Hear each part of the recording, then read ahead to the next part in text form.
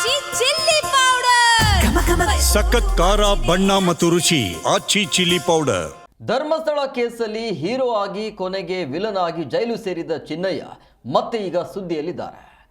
ಯಾರ ಮನೆಯಲ್ಲಿ ಆಶ್ರಯ ಪಡೆದಿದ್ನೋ ಈಗ ಆ ಬಳಗದ ವಿರುದ್ಧವೇ ಜೈಲಿನಿಂದ ಹೊರಗಡೆ ಬಂದು ದೂರನ್ನ ಕೊಟ್ಟಿದ್ದಾನೆ. ಯಾಕೆ ದೂರು ನೀಡಿದ್ದು, ಏನಾಯಿತು, ಅದರ ಡೀಟೇಲ್ಸ್ ನಿಮ್ಮ ಮುಂದೆ.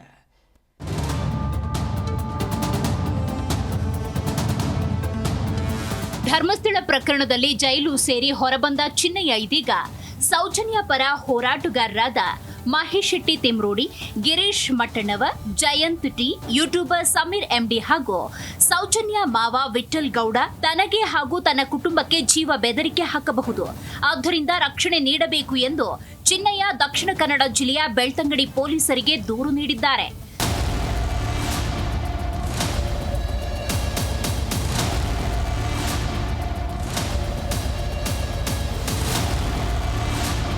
ಧರ್ಮಸ್ಥಳ ಪ್ರಕರಣದಲ್ಲಿ ಆರೋಪಿಯಾಗಿ ಜೈಲು ಸೇರಿದ್ದ ಚಿನ್ನಯ್ಯ ಡಿಸೆಂಬರ್ 18ರಂದು ಶಿವಮೊಗ್ಗ ಜೈಲಿನಿಂದ ಬಿಡುಗಡೆಯಾಗಿದ್ದಾನೆ.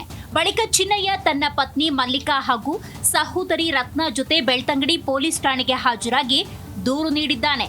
ಮಹೇಶ್ ಶೆಟ್ಟಿ ತಿಮ್ರೋಡಿ, ಜಯಂತ್ ಟಿ, ಸಮೀರ್ ಎಂಡಿ, ಸೌಜನ್ಯ ಮಾವ ವಿಠಲ್ ಗೌಡ, ಗಿರೀಶ್ ಮಟ್ಟಣ್ಣವರ್ ಹಾಗೂ ಸಂಗಡಿಗರು ತಮಗೂ ಸೂಕ್ತ ಕಾನೂನು ರಕ್ಷಣೆ ಕಲ್ಪಿಸಬೇಕು ಎಂದು ದೂರಿನಲ್ಲಿ ಆಗ್ರಹಿಸಿದ್ದಾರೆ. ಈ ಕುರಿತು ಪ್ರಕಟಣೆಯಲ್ಲಿ ಮಾಹಿತಿ ನೀಡಿರುವ ದಕ್ಷಿಣ ಕನ್ನಡ ಜಿಲ್ಲಾ SP doctor Arun K, Belthangady ಪೊಲೀಸರು ದೂರು ಸ್ವೀಕರಿಸಿದ್ದಾರೆ. ಈ ಬಗ್ಗೆ ಮುಂದಿನ ಕಾನೂನು ಕ್ರಮ ಕೈಗೊಳ್ಳಲಾಗುವುದು ಅಂತ ತಿಳಿಸಿದ್ದಾರೆ. Shamsheer Budoli, Zee Kannada news, Mangaluru.